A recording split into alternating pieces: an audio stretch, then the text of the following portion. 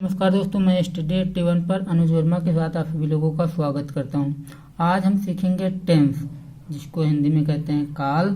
Tense को आज से हम पूरे डिटेल में पढ़ेंगे। छोटे से छोटे टेंस को हम बड़े से बड़े में बदल सकते हैं, बदलना सीखेंगे। जैसे कोई छोटा सेंटेंस है उसको किस प्रकार बदला जाएगा और कोई बड़ा सेंटेंस है उसको किस प्रकार चेंज किया जाता है, वो सारी बातें आज हम सीखेंगे। अब देखो, टेंस होता क्या है? कार्य के समय के मुताबिक वर्ब के रूप में जो परिवर्तन होता है।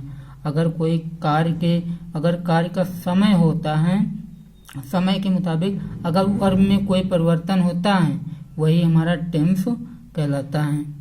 देखो, टेंस तीन प्रकार के होते हैं: present tense, past tense, future tense. Present tense को हिंदी में कहते हैं वर्तमान काल, पास्ट टेंस को कहते हैं भूतकाल, फ्यूचर टेंस को कहते हैं भविष्यकाल।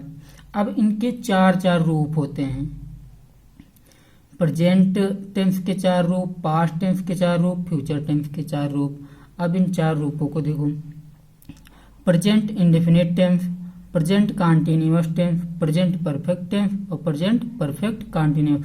ये प्रेजेंट टेंस के 4 रूप हो गए हैं। पास्ट टेंस के 4 रूप: past indefinite, past continuous, past perfect continuous.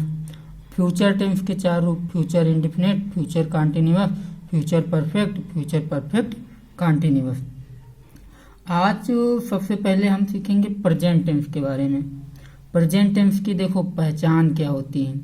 पहचान होती है अगर है आ जाए, हो आ जाए, हूँ आ जाए या फिर हैं आ जाए, तो इसकी पहचान इससे होती है। हिंदी में सिर्फ अगर इंग्लिश में is, am, are, has, have इस तरह के शब्द आ जाएं तो हमारा होता है प्रेजेंट टेंस। अब प्रेजेंट टेंस का अफर्मेटिव वाक्य देखो। सिर्फ प्रेजेंट टेंस सीख रहे हैं, अभी प्रेजेंट इंडेफिनिट टेंस नहीं सीख रहे हैं, सिर्फ प्रेजेंट टेंस सीख रहे हैं। देखो, इन अफर्मेटिव, इसको पॉजिटिव भी कहते हैं। देखो, इसमें हम आपको नियम नहीं बताएंगे, हम आपको फार्मूला देंगे, फार्मूले के हिसाब से आप उसको कर सकते हो। जैसे लिखा है मैं गांव में हूँ, मैं गांव में हूँ। अब देखो, पहले हमको सीक्वेंस से करना, पहले सब्जेक्ट लिखना है, फिर जो प्रेजेंट टेंस होता है तो जो है होता, हो होता, हूँ होता, है होता, तो यही हमारा मेन वर्ब का काम करते हैं। अगर present tense simple present tense है तो उसमें जो आएगा है, हो, हूँ, हैं, तो यही हमारा किसका काम करेंगे? मेन वर्ब का काम करेंगे। तो इसीलिए सब्जेक्ट को पहले लिखना है जिसके द्वारा काम किया जाता है, फिर उसके बाद मेन वर्ब जो होगी। मेन वर्ब का मतलब जो प्रेजेंट टेंस में है, हो, हूँ इस तरह के जो आते हैं, ये हमारी मेन वर्ब का कार्य करते हैं।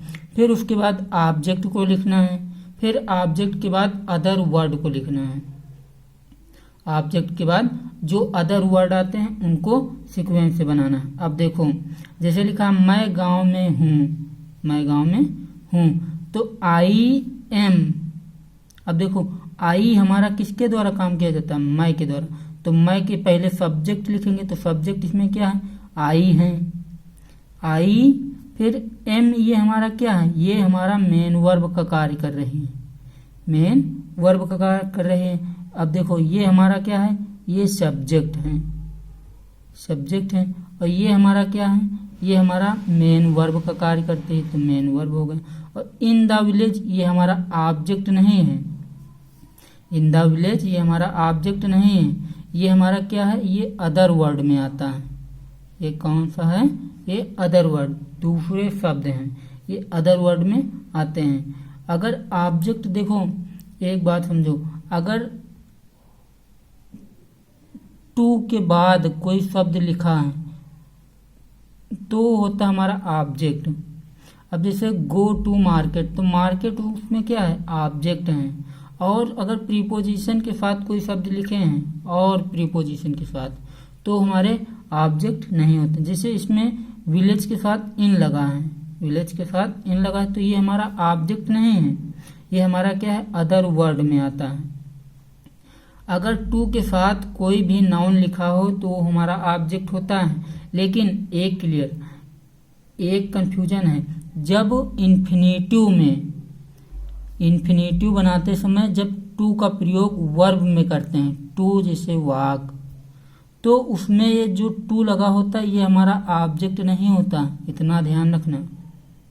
जब इन्फिनेटिव सेंटेंस में वाक क्रिया से पहले टू लगाया जाता है तो होता हमारा इन्फिनेटिव सेंटेंस, और ये हमारा ऑब्जेक्ट नहीं होता। सिर्फ ऑब्जेक्ट उन्हीं के साथ जैसे गो, कम, इस तरह के वर्ब के साथ टू का प्रयोग होता और उसी में यह ऑब्जेक्ट होता है। फिर इतना समझ में आया। फिर अगला देखो, जैसे वह मेरे साथ गांव में मैच खेलने के लिए है। वह मेरे साथ गांव में मैच खेलने के लिए है। अब देखो सब्जेक्ट इसमें क्या है, वह है, तो वह की ही हो गई, ये हमारा क्या है, सब्जेक्ट है। फिर इज क्या है, इज हमारा मेन वर्ब का कार्य कर रहे हैं। इज क्या है, ये मेन वर्ब का कार्य कर रहे हैं, तो मेन वर्ब हो गई है।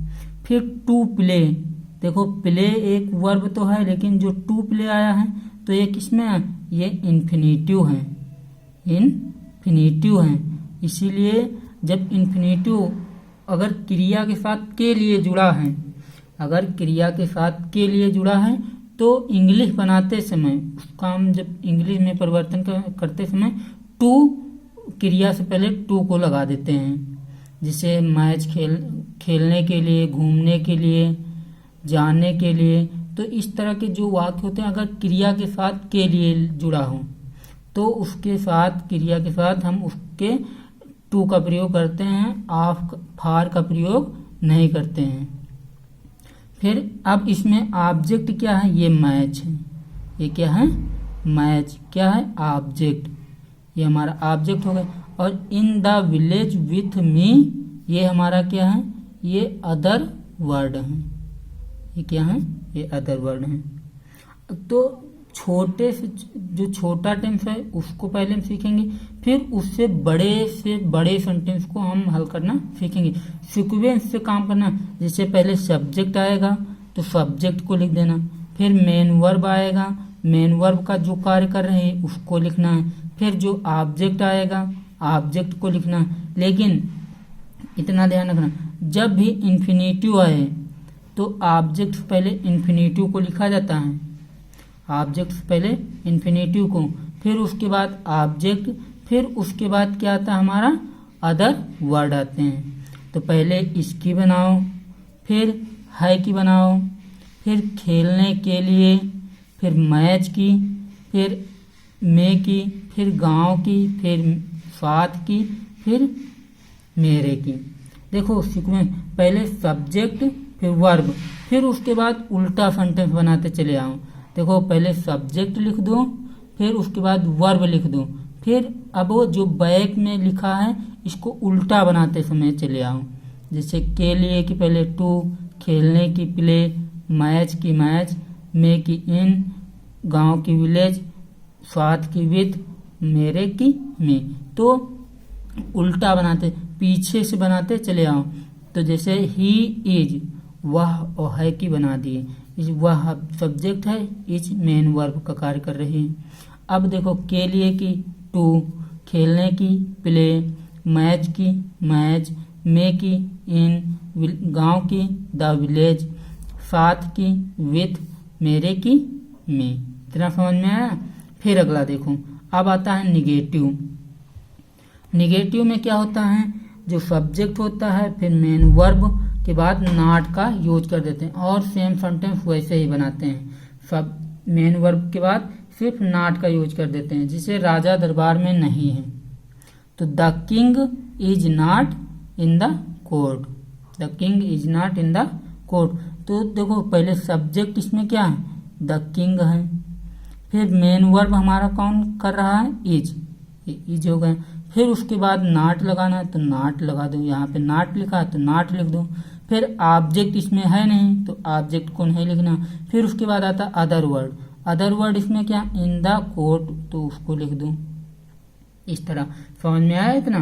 फिर देखो अगला देखो, राधा अपनी सखियों के साथ जंगल में नहीं है, राधा अपनी सखियों के साथ जंगल में नहीं है। तो राधा सब्जेक्ट राधा है, तो राधा लिख दिए। फिर इज मेन वर्ब का कार्य इज, फिर नॉट लिखा है, नॉट को लिख दो। फिर इसमें हमारा ऑब्जेक्ट है नहीं तो ऑब्जेक्ट को छोड़ दो। फिर क्या आता other word, other word in the forest with her friends. तो इतना ये हमारा क्या है अदर वर्ड है, तो इसको लिख दो। और ये इज क्या है, इज हमारा मेन वर्ब का कार्य कर रहे हैं, मेन वर्ब। राधा क्या है, राधा हमारा सब्जेक्ट है तो सब्जेक्ट को लिख दो। फिर नॉट, देखो फार्मूले में भी सूत्र में भी नॉट लगा है तो आपको भी नॉट लगा देना है। तो Radha is not in the forest with her friends. इतना समझ में आया। फिर आगे देखो, अब इंट्रोगेटिव के देखो, एक और है, जैसे उसके पास 2 जोड़ी बैल नहीं है, उसके पास 2 जोड़ी बैल नहीं है। या फिर इसको इस तरह कह सकते, वह 2 जोड़ी बैल नहीं रखता है, इस तरह भी कह सकते हो।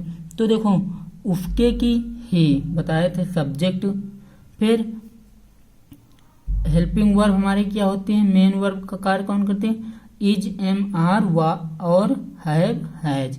तो ही हमारा क्या है सिंगुलर है, तो he has, he has. Singular के साथ है इज का प्रयोग करना, प्लूरल के साथ है आर का प्रयोग करना और आई के साथ है एम का प्रयोग करना। लेकिन इतना ध्यान रखना, जब भी आई के साथ हैज, हैव लगाना हो तो आपको हैव लगाना, हैज नहीं लगाना है। I has not to pair oxen. देखो ऑक्स एक वचन, देखो ऑक्स एक बैल को प्रदर्शित करता है और ऑक्सन एक जोड़ी बैल को, तो एक से अधिक हैं तो 2 का, तो ऑक्स के प्लूरल क्या होता है ऑक्सन होता है, तो ऑक्सन। इतना समझ में आया। देखो फिर से देखो, पहले ये हमारा क्या है सब्जेक्ट है और ये क्या है ये मेन वर्ब का कार्य कर रहे हैं। और नॉट फार्मूले में भी लगा है तो इसमें भी नॉट लगा दो। फिर टू पेयर ऑक्सन, ये हमारे क्या है अदर वर्ड हैं, तो इनको अदर वर्ड के कैटेगरी में रख दो, अदर वर्ड। इस तरह इसको चेंज करना, सब्जेक्ट फिर हेल्पिंग मेन वर्ब या हेल्पिंग वर्ब जो भी हो, फिर उसके बाद नॉट, फिर उसके बाद ऑब्जेक्ट, अगर ऑब्जेक्ट नहीं है तो उसके बाद अदर वर्ड। फिर अगला देखो इंट्रोगेटिव सेंटेंस। इंट्रोगेटिव सेंटेंस को किस प्रकार चेंज करेंगे, अब देखो इंट्रोगेटिव सेंटेंस देखो एम वी मेन वर्ब को पहले लिखना है, फिर सब्जेक्ट, फिर ऑब्जेक्ट, फिर अदर वर्ड। जैसे क्या राम इस घर में है, क्या राम इस घर में है, तो मेन वर्ब जो होती is, am, are, was, were, इस तरह की जो होती हैं तो उनको पहले लिखना है। तो देखो इज राम क्या है सिंगुलर है, राम क्या है सिंगुलर है, तो इसके साथ में इज का प्रयोग कर दो, तो इज ये हमारा क्या होगा मेन वर्ब का कार्य कर रहे हैं इज। फिर राम हमारा क्या है ये सब्जेक्ट है, सब्जेक्ट। और फिर इन दिस हाउस ये हमारा क्या है ये अदर वर्ड है। फिर अंत में क्या लगाना, हमको क्वेश्चन मार्क का चिन्ह जरूर से लगाना। अगर क्वेश्चन मार्क का चिन्ह नहीं लगाते हो तो सेंटेंस गलत माना जाएगा।